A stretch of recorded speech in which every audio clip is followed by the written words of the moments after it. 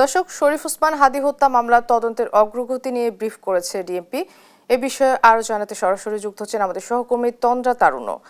তন্দ্রা, briefing এ কি বললেন কর্মকর্তারা, বিস্তারিত আমাদেরকে জানাবেন।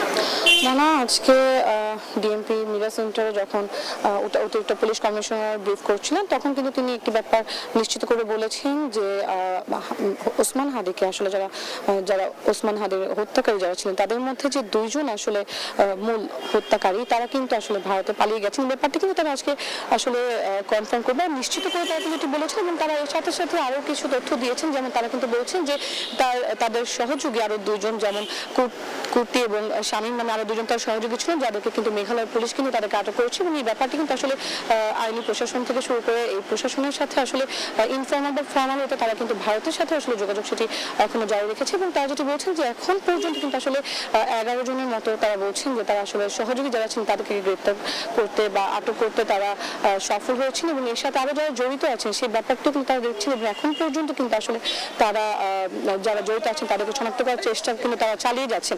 এবং যে ইনফরমেশনটি বা যেটি না বললেই নয় আসলে আছে, কিন্তু বারবারই আসলে তাদেরকে প্রশ্ন করা হয়েছিল সাংবাদিকদের পক্ষ থেকে যে আসলে এই হত্যার পিছনে আসলে কোনো মোটিভ বা কিলিং মোটিভ কিছু রয়েছে কিনা। এবং সেই প্রশ্নের জবাবে কিন্তু আসলে অতিরিক্ত পুলিশ কমিশনার যেটি জানিয়েছেন যে আসলে ওসমান হাদীকে আসলে কিলিং বা তাকে হত্যার যে আসলে মোটিভ সেটি এখন পর্যন্ত যেহেতু মূল হত্যাকারী যারা তাদেরকে যেহেতু এখন পর্যন্ত ধরা হয়নি বা ধরা যায়নি, সেক্ষেত্রে এখন পর্যন্ত জানা যায়নি। তবে সহযোগীদের কাছ থেকে যতটুকু জানা গেছে বা ওভারঅল যদি আমি বলি পুরোপুরি আসলে ইনভেস্টিগেশনের উপর ভিত্তি করে কিন্তু আসলে অতিরিক্ত পুলিশ কমিশনার কিন্তু বলেছেন যে তারা ধারণা করছেন যে আসলে 5 আগস্ট পরবর্তীতে আসলে ওসমান হাদী যেভাবে ফ্রন্টলাইনে তিনি ছিলেন এবং জুলাই গণঅভ্যুত্থানে তিনি যেমন ছিলেন এবং পরবর্তীতে 5 আগস্টের পরবর্তীতে যখন তিনি আসলে তার যে স্পষ্টভাষী যে ব্যাপারটি ছিল এবং তিনি যেভাবে আসলে কাজ করতেন, তিনি যতটা স্পষ্টভাষী ছিলেন এবং তিনি যেভাবে আসলে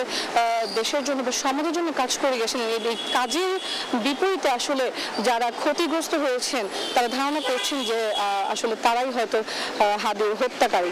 এখন পর্যন্ত এটি কিন্তু অতিরিক্ত পুলিশ কমিশনার তিনি জানিয়েছেন এবং তিনি আরও বলেছেন যে আসলে 7 থেকে 10 কার্যদিবসের মধ্যে কিন্তু তিনি বলছেন যে আসলে চার্জশিট দেওয়া হবে।